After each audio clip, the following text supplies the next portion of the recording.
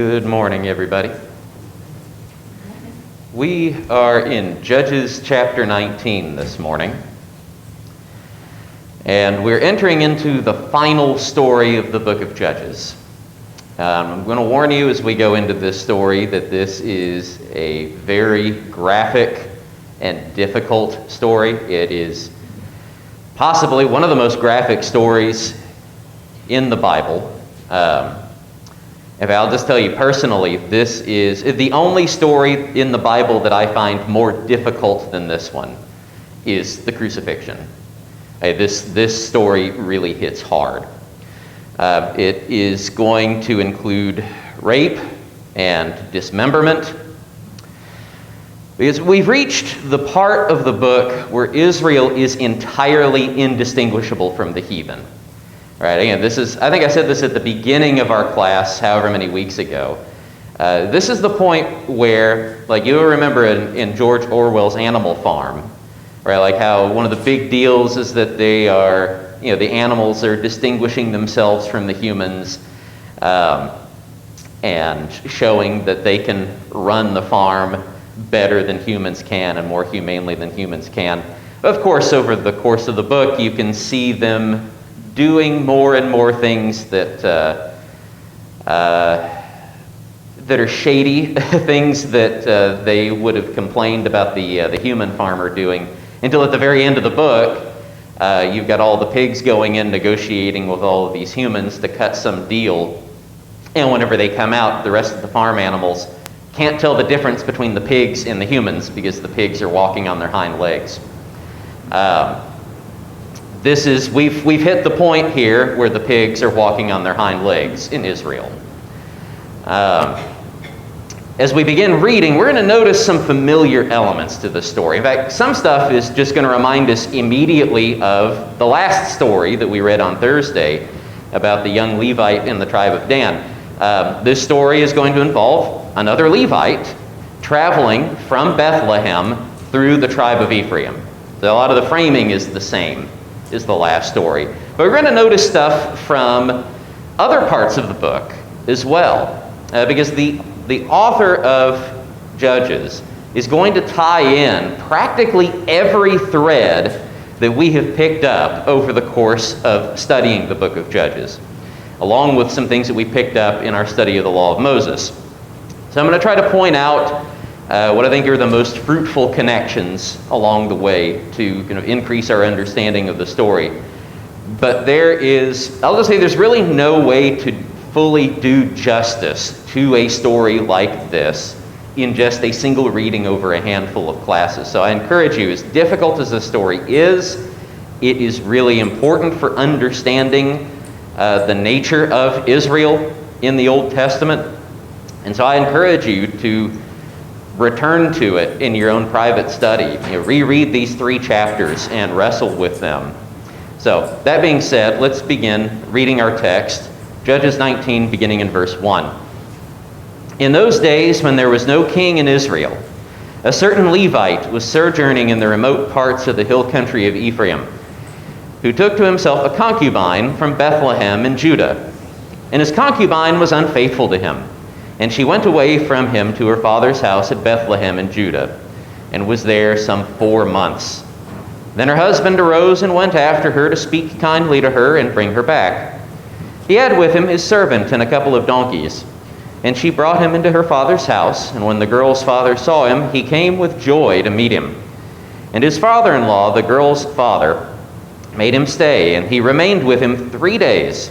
So they ate and drank and spent the night there. And on the 4th day, they arose early in the morning, and he prepared to go. But the girl's father said to his son-in-law, "Strengthen your heart with a morsel of bread, and after that you may go." So the 2 of them sat and ate and drank together. And the girl's father said to the man, "Be pleased to spend the night, and let your heart be merry." And when the man rose up to go, his father-in-law pressed him till he spent the night there again. And on the 5th day, he arose early in the morning to depart. And the girl's father said, "Strengthen your heart and wait until the day declines." So they ate, both of them. And when the man and his concubine and his servant rose up to depart, his father-in-law, the girl's father, said to him, "Behold, now the day has waned toward evening. Please spend the night, Behold, the day draws to its close. Lodge here, let your heart be merry, and tomorrow you shall arise early in the morning for your journey and go home. But the man would not spend the night. He rose up and departed and arrived opposite Jebus, that is Jerusalem. He had with him a couple of saddled donkeys, and his concubine was with him. When they were near Jebus, the day was nearly over, and his servant said to his master, "Come now, let us turn aside to the city of the Jebusites and spend the night in it." And his master said to him, "We will not turn aside into the city of foreigners, who do not belong to the people of Israel, but we will pass on to Gibeah." And he said to his young man, "Come, and let us draw near to one of these places and spend the night at Gibeah or at Ramah." So they passed on and went their way, and the sun went down on them near Gibeah, which belongs to Benjamin. And they turned aside there to go in and spend the night at Gibeah. And he went in and sat down in the open square of the city, for no one took them into his house to spend the night. Behold, an old man was coming from his work in the field at evening. The man was from the hill country of Ephraim, and he was sojourning in Gibeah. The men of the place were Benjaminites. He lifted up his eyes and saw the traveler in the open square of the city. And the old man said, "Where are you going? Where do you come from?" And he said to him, "We're passing from Bethlehem in Judah to the remote parts of the hill country of Ephraim, from which I come. I went to Bethlehem in Judah, and I'm going to the house of the Lord. But no one has taken me into his house.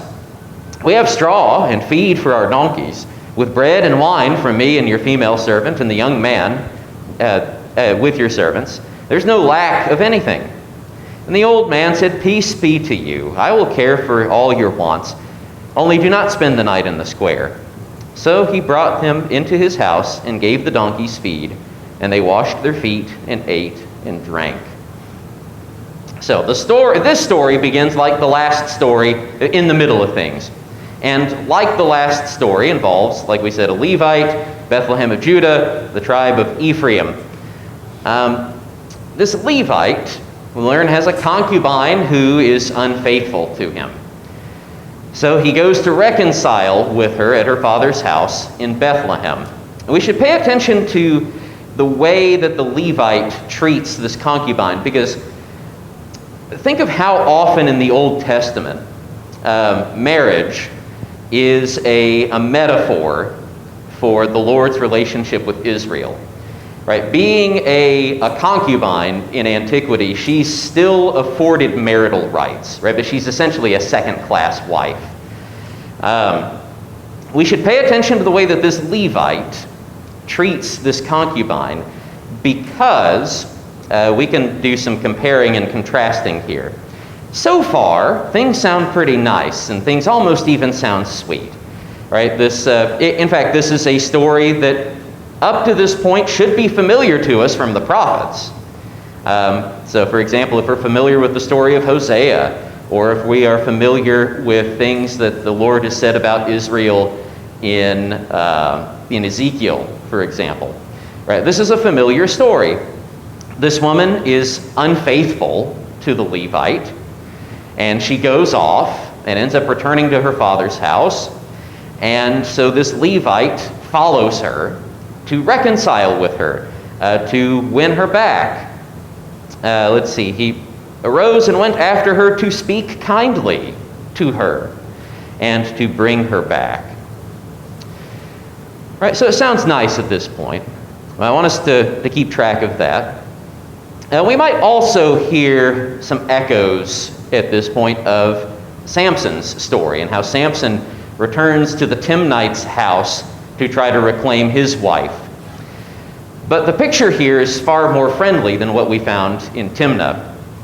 The father-in-law welcomes the Levite in, right? Whereas with Samson, Samson's father-in-law held him back and said, "No, I actually gave her to another guy." This guy, this Ephraimite,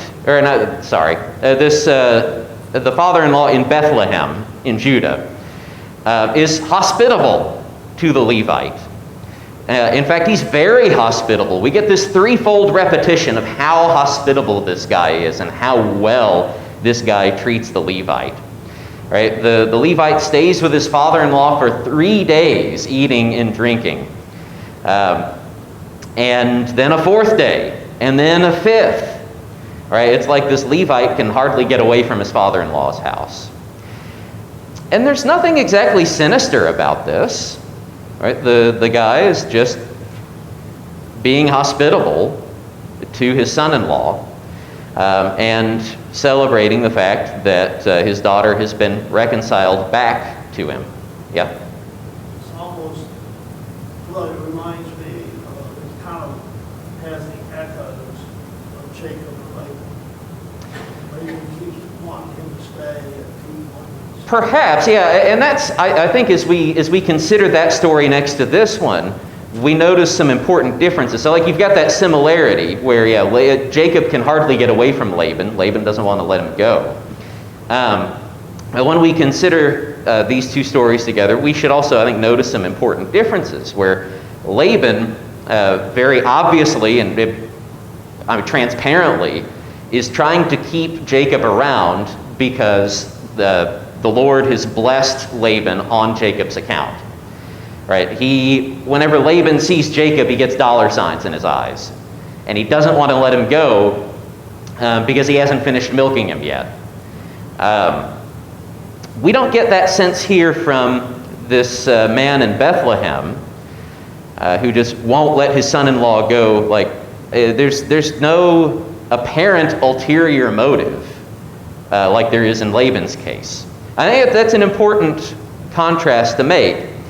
And we draw this out because this guy's hospitality is going to be contrasted over and against something else later in the chapter. All right, so the Levite refuses to stay a 5th night and instead departs in the evening. And as the light begins to dim, perhaps at this point, our sense of dread might begin to increase in the story, because the Levite has to choose where to find lodging for the night. And again, he's traveling from Bethlehem in Judah. He passes by Jerusalem. And he is, again, that puts him relatively close to Benjamin. In fact, you'll remember in the book of Joshua, the tribal inheritance lists in Joshua placed Jerusalem inside of Benjamin. So we're really close to this border, or like right at this border between Judah and Benjamin. So he's passing by Jerusalem, and at this point in Israel's history, Jerusalem is not under Israel's control. It is a Jebusite city. And so the Levite refuses to stay there explicitly because it is a city of foreigners. And we don't want to stay overnight among foreigners. And he doesn't state exactly what it is about these foreigners that makes him not want to stay there, but what kinds of implications do we get from this? I mean, why would this Levite not want to turn aside to a city of foreigners? Why would he instead prefer a city of Israelites? What do you guys think? Rena? He figured they'd be more decent than him. That's what you would think. In fact, we could frame this in modern terms. We usually don't face these same kinds of decisions, mainly because we have cars and we can go pretty much anywhere we want. But imagine you're faced with a choice. Say you're traveling out in the wilderness somewhere, and you've got to pick a group of people to stay with. And on the one hand, you've got a church. On the other hand, you've got a mosque. Right? And who are you naturally going to feel more affinity for? Who are you going to feel safer with? Right? In fact, there was a period in our recent history where people would have felt endangered by being near a mosque. Right? This guy, we're not going to turn aside to the city of foreigners. Instead, we're going to pass on to Gibeah, right? This town in Benjamin. We're going to go to a proper, decent Israelite place. In other words. Let's see. Now this becomes ironic later in the chapter because of what happens to them in Gibeah. So the Levite and his party arrive at Gibeah as the sun sets over them. And per the ancient norm, they sit in the town square, waiting for somebody to take them in. We've seen this kind of thing happen before in the Old Testament. Right, you're sojourning through a strange town, you don't have a place to stay, and so you sit in the town square and somebody hospitable will invite you in. Just normal ancient custom. Except here, none of the townspeople, none of the men of Benjamin offer these guys hospitality. It's not like it's a big bunch of people that they have to host either. It is 2 men and a woman. Right, the Levite, his servant, and the concubine, along with 2 donkeys. And as the Levite himself explains, they've got the materials to take care of themselves. Right? We've got straw and feed for our donkeys. We've got bread and wine for me, and for the concubine, for the servant. Anybody who hosts them literally just has to put a roof over their heads.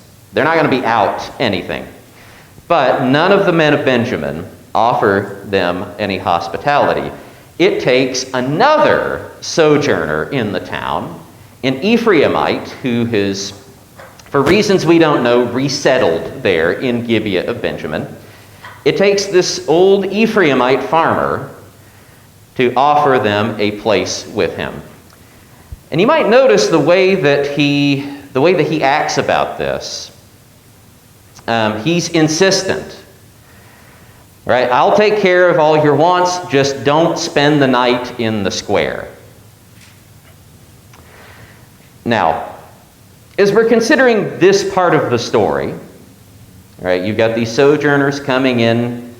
They're sitting in the square, looking for somebody to take them in, looking for hospitality. Nobody is offering it, so it looks like they're going to have to spend the night sleeping in the square.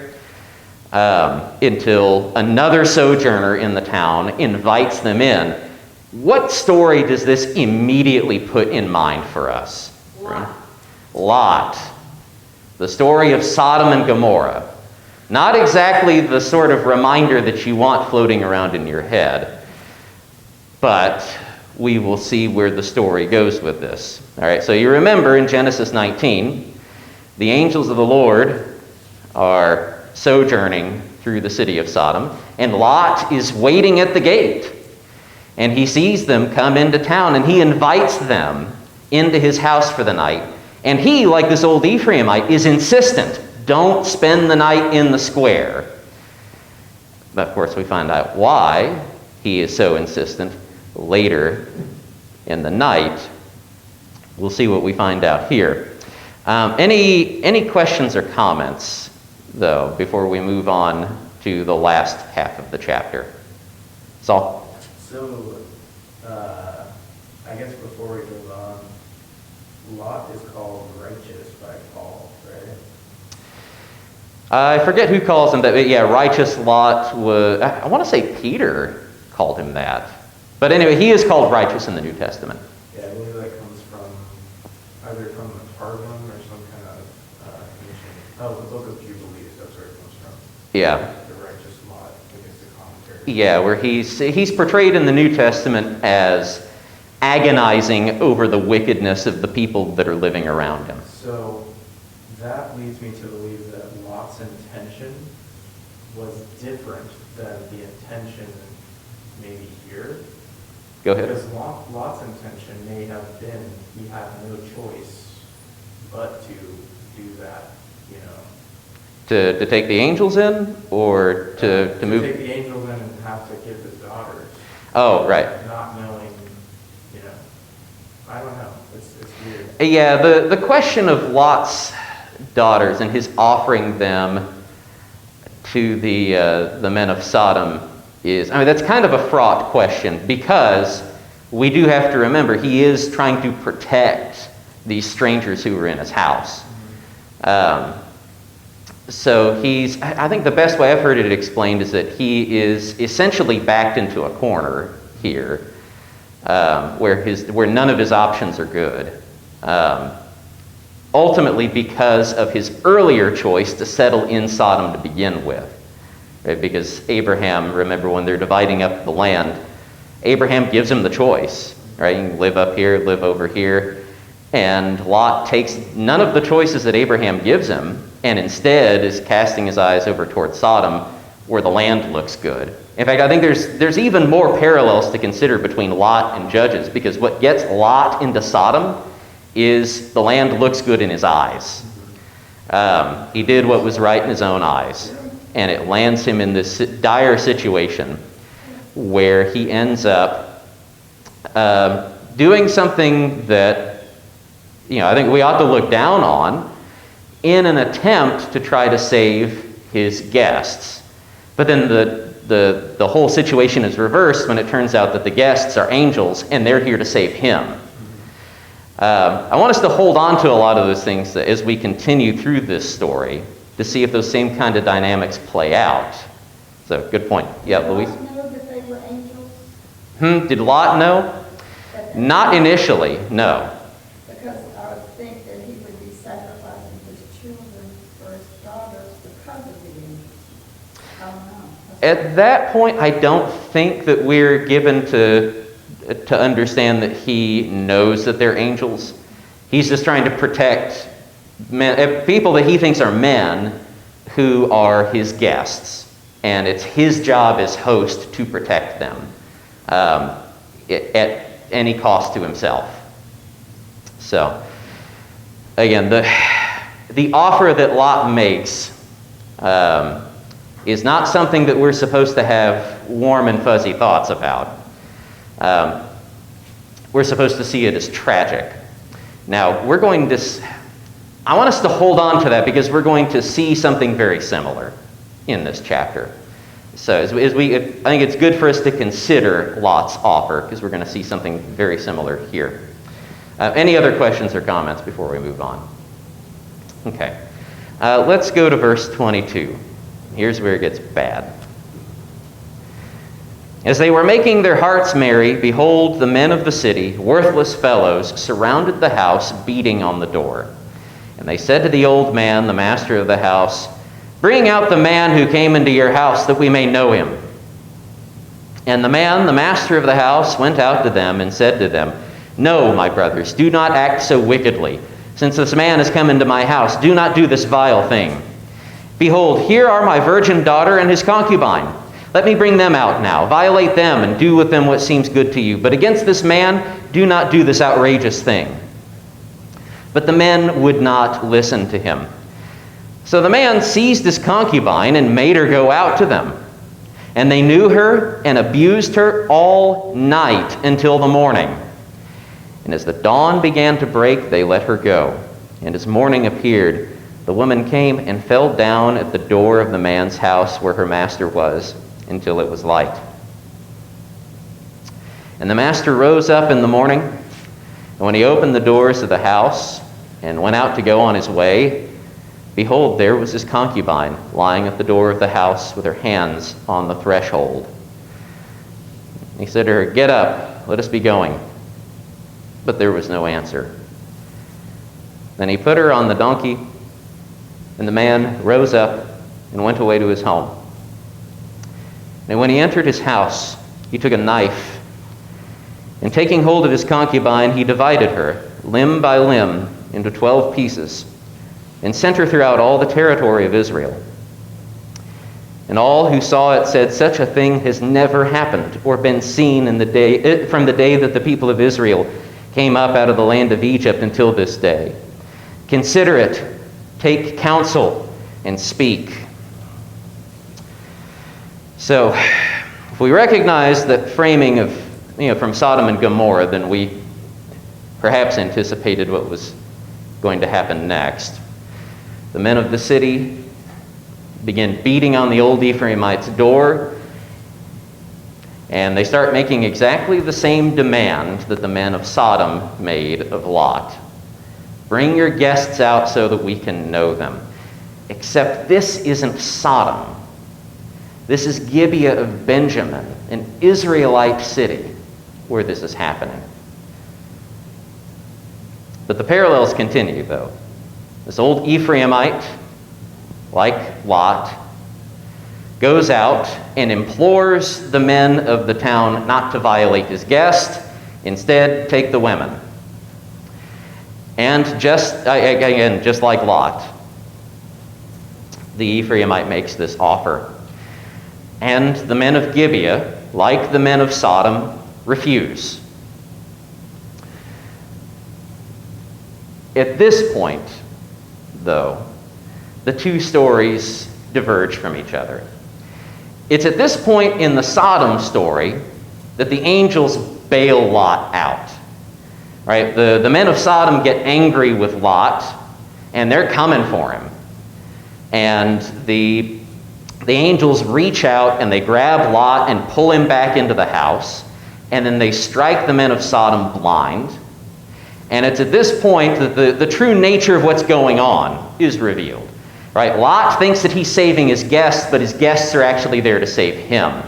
And so he gathers up his wife and his daughters, and they flee the city. And of course, Lot's wife gets salty about it, and then judgment is rained down on the city. Right? As Lot and his daughters flee, the angels of the Lord return to Sodom and Gomorrah in wrath and destroy it in fire and brimstone. Now, we're going to see what happens here in terms of the interaction with the guests. We'll also, I think, need to pay attention to the Lord's reaction, because, again, if we're reading this in light of Sodom and Gomorrah, maybe we have certain expectations about what ought to happen. Right? If Sodom and Gomorrah were to be destroyed because of their great wickedness, certainly Gibeah deserves the same fate. We'll see what happens to Gibeah. But at this point, again, the story diverges. The guests can't rescue their host. So the Levite's concubine is forced out. Notice the language of it. The man seized his concubine and sent her out. And the men of Gibeah apparently changed their minds about her. And the book does not spare us the horror of what happens to her.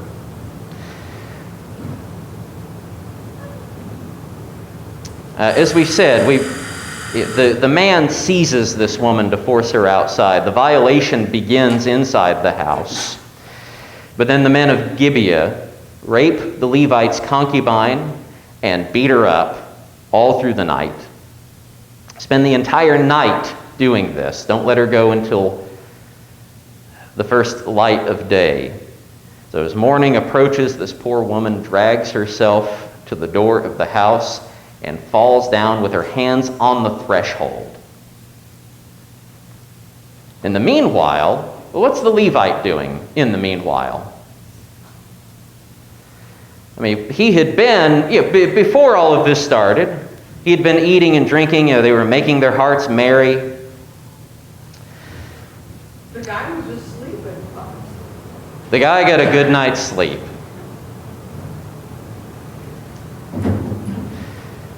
The Levite enjoys security inside the house while his concubine is being raped and beaten to death outside.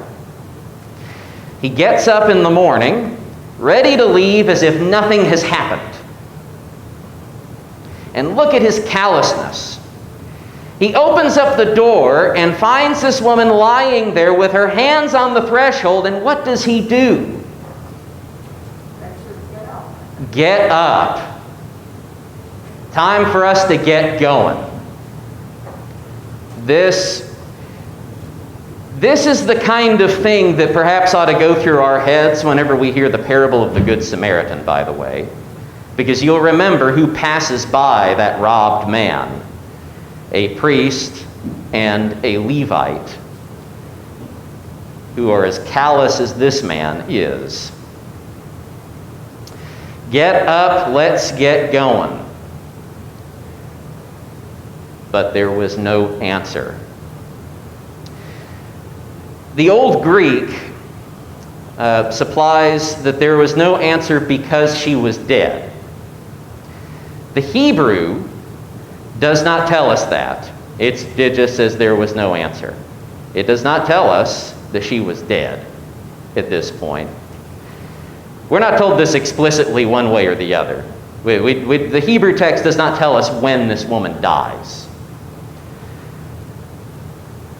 But what's left open is the possibility that the Levite dismembers this woman alive.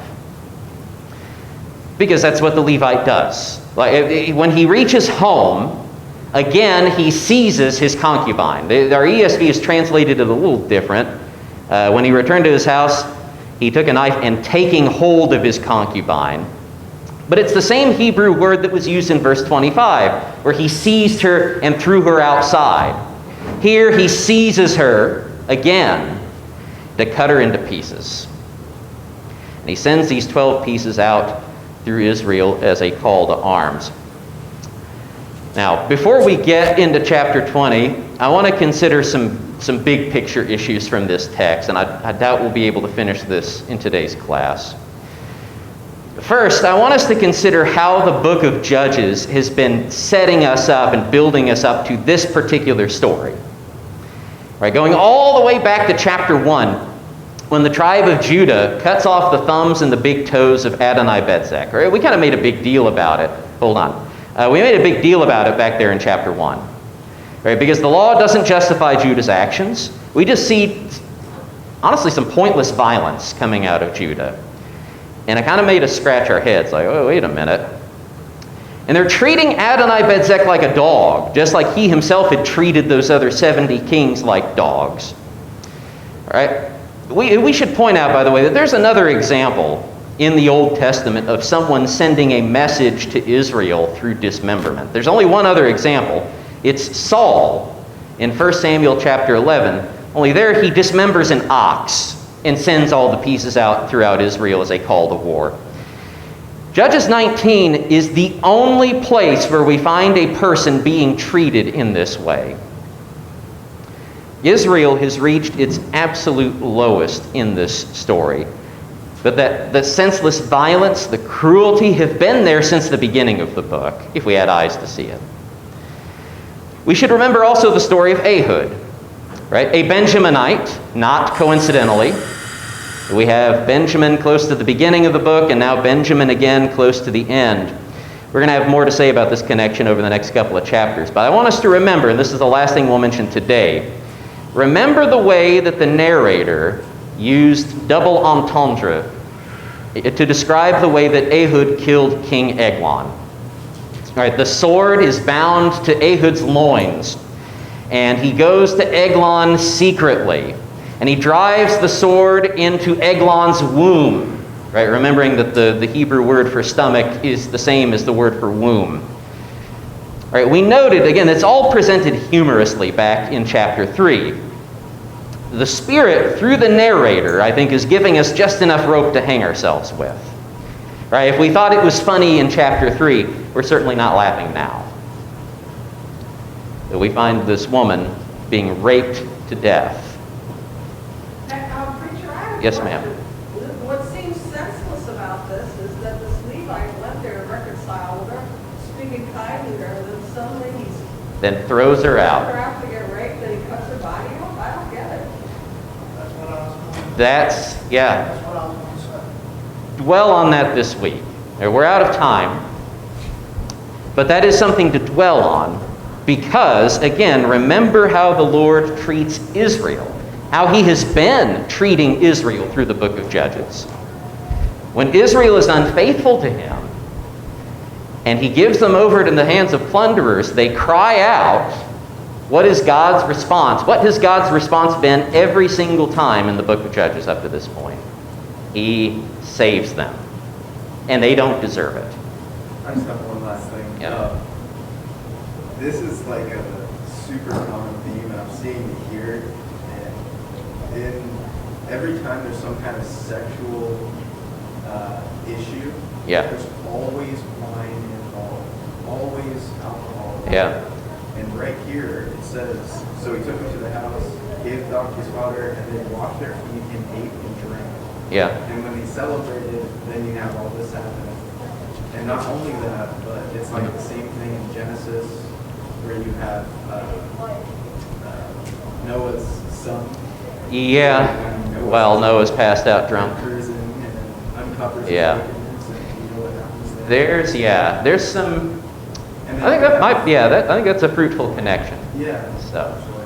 excellent. Yeah, that we very often see an association between sexual sin and drunkenness in the Old Testament. All right, we got to stop it there. We're already over time. We will wrap this up and get into chapter 20 on Thursday, Lord willing. Thank you so much for your kind attention this morning.